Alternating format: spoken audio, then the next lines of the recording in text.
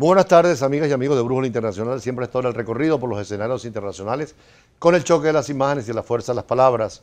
Hoy tenemos como invitado a Cayetano Núñez como primer invitado porque tenemos también una delegación italiana. Ellos vinieron a formar parte de las delegaciones de observación en las elecciones venezolanas. Profesor Núñez, ¿qué compara entre América Latina y Europa en los procesos electorales? Bueno, todos los procesos electorales tienen una parte en común y una parte diferente. Hay que, Tampoco toda la Unión Europea tiene el mismo sistema electoral, ni los procesos son iguales. Cambian las cosas, ¿no? Lo que sí parece claro que en Europa las fuerzas políticas están más consolidadas que en América Latina, por lo general. Tampoco podemos hacerlo como regla universal, pero en general son fuerzas políticas más consolidadas. A excepción, por ejemplo, de lo que está pasando en Italia en este evento, que ha sido algo realmente, yo lo clasificaría de esperpéntico a veces, ¿no?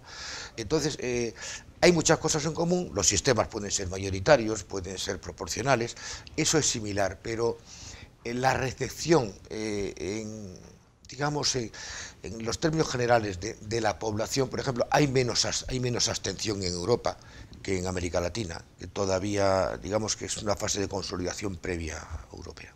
Ahora, la democracia europea está muy sólida, hay transparencia electoral, no hay reclamos electorales prácticamente. Bueno, reclamos hay siempre. Siempre. Reclamos en cualquier esto, siempre hay reclamos, pero digamos que está muy consolidado. En algunos países, ¿cómo se puede cuestionar, por ejemplo, guste o no guste el sistema electoral, el sistema británico? Fíjese los años que lleva desde la convocatoria de Simón de Montfort en 1200, en el siglo XIII hasta ahora, ¿no? Es decir, por supuesto está consolidado en Francia, en España, está más consolidado que en América Latina, que ha estado interrumpido por golpes de Estado históricamente, ¿no? ¿Cómo hicieron los españoles para acostumbrarse de la dictadura a la democracia y al proceso electoral que se abrió? A eso se acostumbra uno muy rápidamente. A lo que no se acostumbra uno es de la democracia a la dictadura. Pero de la dictadura a la democracia eso es muy sencillo. La libertad siempre atrae y siempre le gusta a todos. El proceso de cambio fue gradual, pero consensuado, ¿no? Bueno, no tan gradual, pero sí fue consensuado.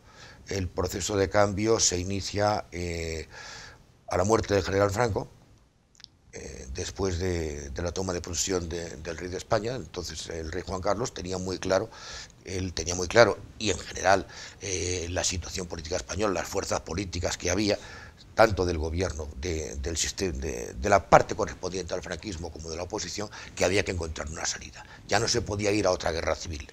Nadie quería una guerra civil. Por otra parte, España en este momento era ya una potencia económica, una potencia industrial. Estaba la Unión Europea, se sabía que el único camino posible de España era la integración en la Unión Europea.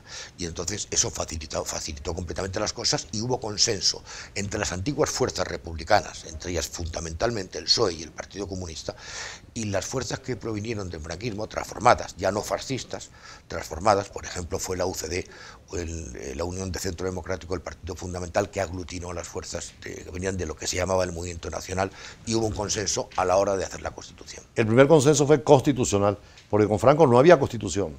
No, Franco que yo era una dictadura pura y simple. No, tampoco, es que el franquismo duró muchos años y fueron muchos tipos de dictadura.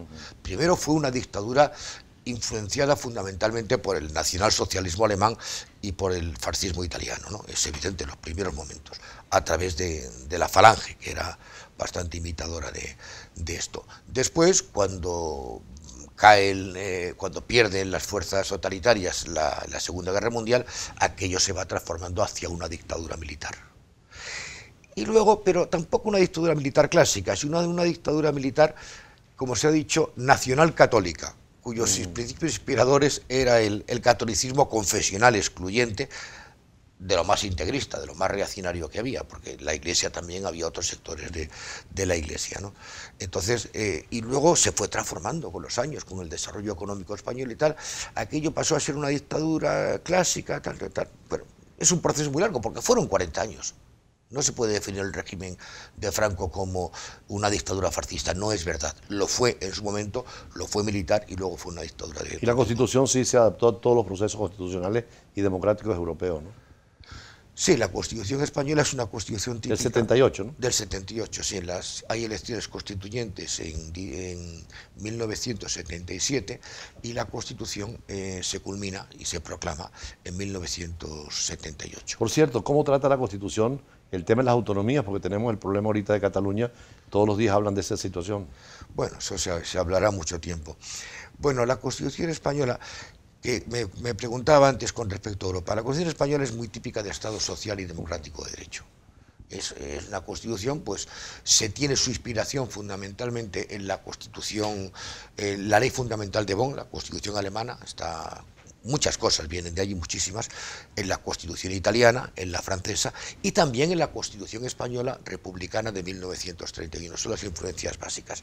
Entonces, en esta Constitución del 31 figuraba lo que se denominaba un nombre muy raro que se le dio, que es Estado integral, y ahora se llama Estado de las Autonomías, que en Italia se llama Estado regional, que es cómo se puede descentralizar lo más ampliamente posible que se pueda el Estado, pero sin romper jurídicamente el Estado unitario. Es un Estado unitario altamente descentralizado.